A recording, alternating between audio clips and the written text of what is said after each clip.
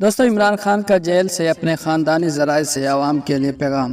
جب 5 اگست کو مجھے اٹک جیل میں قید کیا گیا تھا تو پہلے چند روز میرے لیے خاصے مشکل تھے۔ سونے کے لیے میرے پاس بستر نہیں تھا اور مجھے فرش پر لیٹنا پڑا تھا، جہاں دن کے وقت کیڑے مکوڑے اور رات کو مچھر ہوتے تھے، لیکن اب میں اس میں ایڈجسٹ کر گیا ہوں۔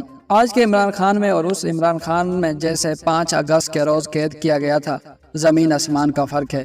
میں آج روحانی، ذہنی اور جسمانی طور پر پہلے سے کہیں زیادہ مضبوط اور طاقتور ہوں، کیونکہ جیل کی تنہائی میں مجھے قرآن پاک کا بغور مطالعہ کرنے کا موقع ملا، جس نے میرے ایمان کو مزید مستحکم کیا، اور قرآن پاک کے ساتھ ساتھ میں دیگر کتب کا مطالعہ بھی کر رہا ہوں، اور اپنی سیاسی زندگی کے گزشتہ چند سالوں کے واقعات پر بھی غور کر رہا ہوں۔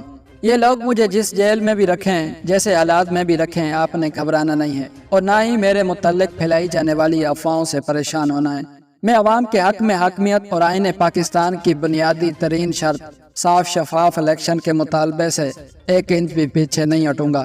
جو لوگ مجھے کہہ رہے ہیں کہ آپ ملک چھوڑ کر چلے جائیں، ان کو میرا ایک ہی جواب ہے کہ میرا جینا مرنا پاکستان کے ساتھ ہے، اور میں اپنی دھرتی کو چھوڑ کر کہیں نہیں جاؤں گا۔ جہاں تک سائفر مقدمے کا تعلق ہے، یہ مقدمہ تو سابق army chief general Bajwa Donald Lu کو بچانے کے لیے گھڑا گیا ہے۔ ملک کا منتخب وزیر اعظم تو میں تھا، جنرل باجوہ کے ساتھ مل کر غداری تو میرے ساتھ کی گئی۔ آج مجھ پر مقدمہ اس لیے قائم کیا گیا ہے کہ میں نے پاکستانی عوام کو، جو کہ اس ملک کی اصل حاکم ہیں، اس غداری کی خبر دی۔ مجھے اگر کسی چیز کی تکلیف ہے تو ان کارکنان، خصوصاً خواتین کارکنان کی اسیری کی تکلیف ہے، جنہیں طاقت کے گھمنڈ میں مبتلا چند افراد نے اپنی انا کی تسکین کے لیے کئی ماہ سے قید کیا ہوا ہے۔ میری عدلیہ سے اپیل ہے کہ ہمارے کارکنان کو رہائی دلائی جائے۔ آخر میں آپ نے ہمت نہیں ہارنی، آپ ثابت قدمی سے ڈٹے رہیں۔ یہ آزمائش کا وقت ہے، ختم ہو کر رہے گا، کیونکہ اللہ تعالیٰ کا فرمان ہے کہ ہر مشکل کے ساتھ آسانی ہے۔ آپ ہر فورم پر اس غیر منتخب حکمران ٹولے اور ان کے سہولت کاروں کے خلاف آواز اٹھاتے رہیں، اور ملک میں صاف شفاف الیکشن کا مطالبہ کرتے رہیں۔